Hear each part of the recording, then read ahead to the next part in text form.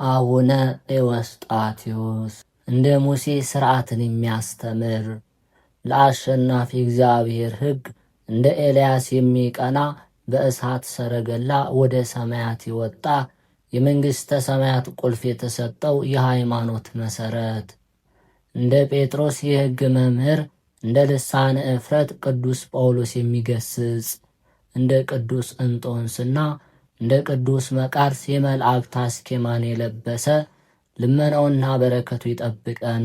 የዚህ ቅዱስ ኤዎስጣቴዎስ አባቱ ከፀሐይ መውጫ የሚገኙ ደጋግ መኳንንት ወገን የሚሆን ስሙም ክርስቶስ ሞዓ ይባላል። የእናቱ ስምም ስነ ሕይወት ነው። ሁለቱም እግዚአብሔርን የሚወዱ እንግዳንም የሚቀበሉ ደጋጎች ነበሩ። አባቱ ክርስቶስ ሞዓ ረዳት የሌላቸው የሀገር አረጋውያንንና ባል የሌላቸውን ባልቴቶችን ያሰባስባል። ባለቤቱ ስነ ሕይወትም ለነዳያን መብልና መጠጥን በማዋሃድ ታዘጋጃለች። የተራቡትንም ያጠግቧቸዋል። እነሱም በጎ ስጦታን ስላደረጉላቸው ይመርቋቸዋል። ክርስቶስ ሞዓ በንጹሕ ጋብቻ ሕግ ያለ ስነ ሕይወት ሌላ ሴትን አያውቅም። ሚስቱ ስነ ሕይወትም ያለ ክርስቶስ ሞዓ ሌላ ወንድን አታውቅም። ብዙ ዘመንም ያለ ልጅ ኖሩ።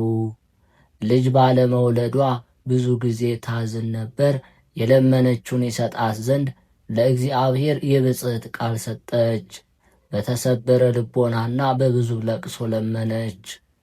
እንዲህም አለች፣ አቤቱ እውነት ሥራን የሚሠራ አንተንም የሚያገለግል ወንድ ልጅን ስጠኝ። አቤቱ ሐዘኔን የሚያረጋጋና ሰውነቴን ደስ የሚያሰኝ ልጅ ስጠኝ ብላ ለመነች። ልመኗም ወደ አሸናፊ እግዚአብሔር ደረሰ። የልቦናዋ ሐዘንና ለቅሷ ወደ ተድላ ደስታ ተመለሰ።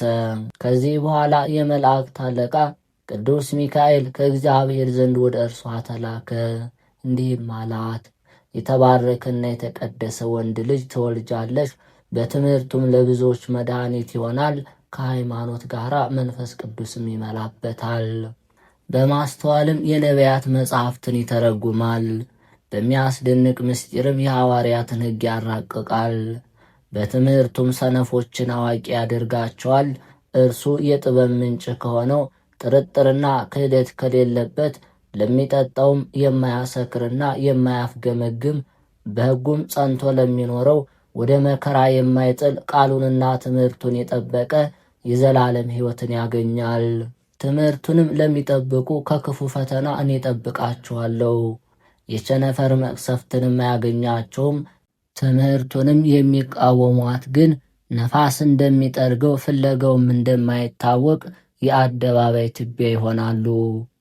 ስነ ሕይወት የእግዚአብሔር መልአክ ባየችው ጊዜ ከግርማው የተነሳ ፈራች። ክንፉ የሚነድ የሚንቦገቦግ እሳትና በኃይል ነበልባል የተሳለ ነውና ስለሚወለደው ሕፃን ከእርሷ ጋር ሲነጋገርም በየውሃት ልቦናዋ ተደሰተ። ከእግዚአብሔር መልአክ ደገኛ ዜናን በሰማች ጊዜ ልቦናዋ ከሐዘን ተረጋጋ። ከእርሷ ስለሚወለደው ሕፃን የእግዚአብሔር መልአክ እንደነገራት ለባለቤቷ ለክርስቶስ ሞዓ ነገረችው። ክርስቶስ ሞዓም እኔ አስቀድሜ ከእኛ ስለሚወለደው ሕፃን አወቅሁ ተረዳሁ፣ እሱ የመንፈስ ቅዱስ ማደሪያ ይሆናልና ጥበብን ዕውቀትን ይመላል።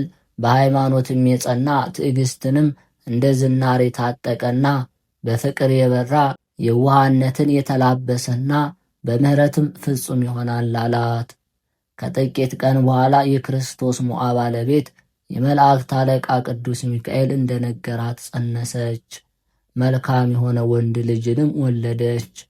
ሕፃኑም የእናቱን ጡት እየጠባ ወደ ሰማይ አንገቱን አቅንቶ እግዚአብሔርን ያመሰግነው ነበር።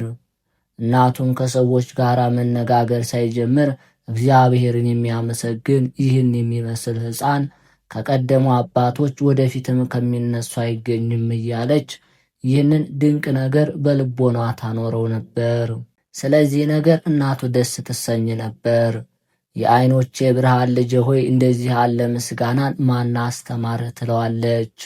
ሕፃኑ ግን ለእናቱ የመለሰላት መልስ የተናገራትም የለም። አባቱ ማዕቀበ እግዚእም ብሎ ስም አወጣለት። ሕፃኑ በሌሊት በእናቱ እቅፍ ሳለ የጸሎት ሰዓት በደረሰ ጊዜ ዳግመኛ እግዚአብሔርን ያመሰግነዋል።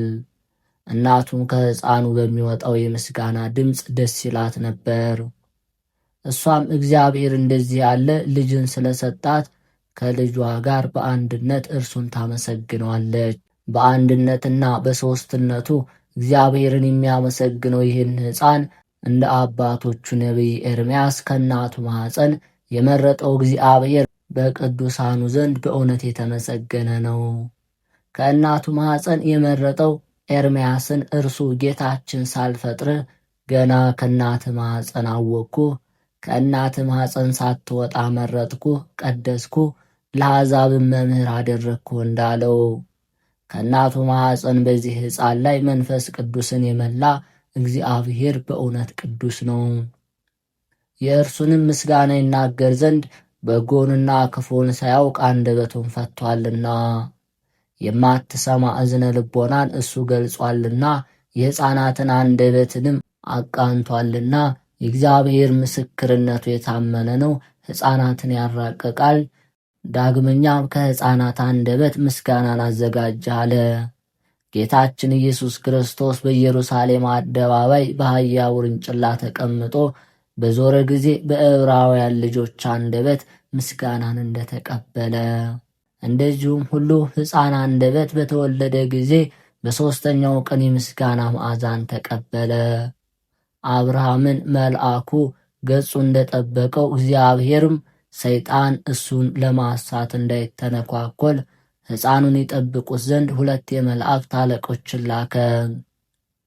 ከዚህ በኋላ የእናቱን ጡት ተወ።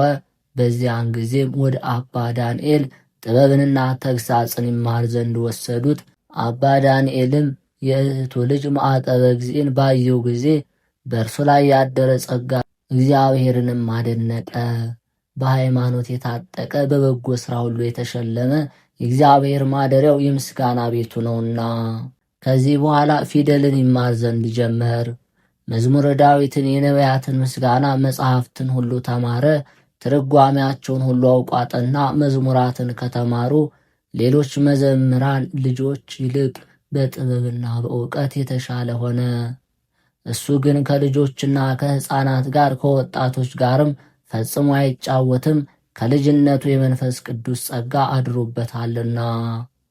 ከሰው ተለይቶ መዝሙረ ዳዊትን ያነባል፣ የሕግ መጻሕፍትን ይጽፋል፣ መለኮታዊ ምስጢርን የያዙ መጻሕፍትንም ይተረጉማል።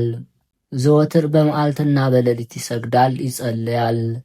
ልቡም ወደ ፈጣሪው የተሰቀለ ነው። በተዘጋጀለት በአማረ ምንጣፍ ላይ አይተኛም፣ በትቢያና ባመድ ላይ ራቁቱን በመሬት ላይ ያርፋል እንጂ።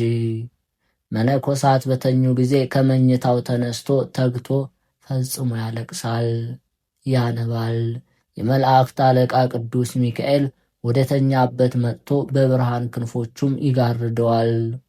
ከአባታችን ከጻዲቁ ከአቡነ ኤዎስጣቴዎስ በረከት ረድኤቱን ያሳትፈን፣ በተሰጠው ቃል ኪዳንም እኛን ልጆቹን ይጠብቀን። ከበራችሁ የልዑል እግዚአብሔር ቤተሰቦች ይህንን መንፈሳዊ ቻናል ሰብስክራይብ በማድረግ ቪዲዮውን ላይክ በማድረግ መንፈሳዊ አገልግሎቱን እንድትደግፉ ስንል እንጠይቃለን።